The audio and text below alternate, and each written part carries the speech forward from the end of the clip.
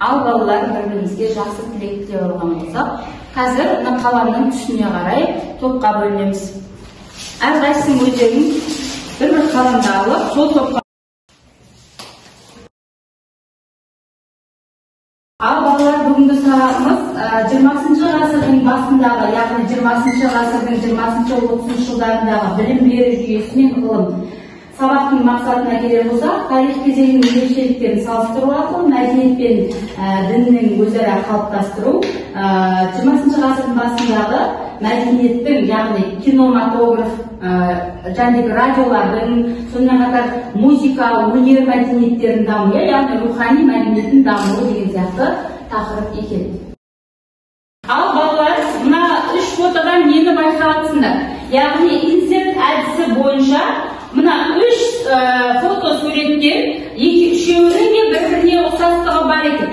Яғни сол бір термин арқылы мына 3 сурет жаңағы ұйқасады екен. Тауып көрейікші кәні? Кім қалай ойлайды? Не байқап отырсыңдар сол суреттен? Не байқап отырсыңдар? Қай орнымыздан тұрып жауап береміз? Біз 3 суреттен басқару жүйесін байқаймыз. Бірінші сурет ол бізде абсолюттік басқару жүйесі. Екінші суретте монархиялық басқару жүйесі, яғни бір адамның шексіз билік басқаруы. Үшінші суреттен демократия, халық билігін көріп жатырмыз.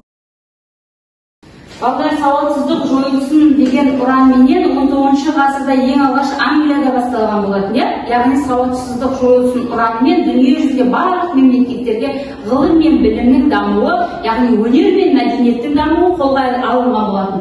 Яғни сауатсыздық жойылғаннан кейін әлемде қандай өзгерістер пайда болды? Мысалға, білімді қолға алу, білімді қолға алғаннан кейін әртүрлі жаңалықтар шыға бастады, техниканың дамуы,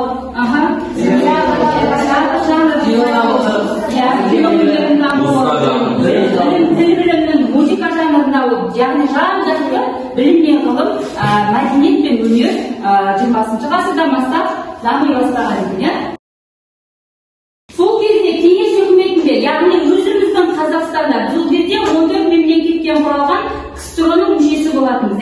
Енді кеңес үкіметінде сол кезде ғылым мен білім қалай дамыған екен?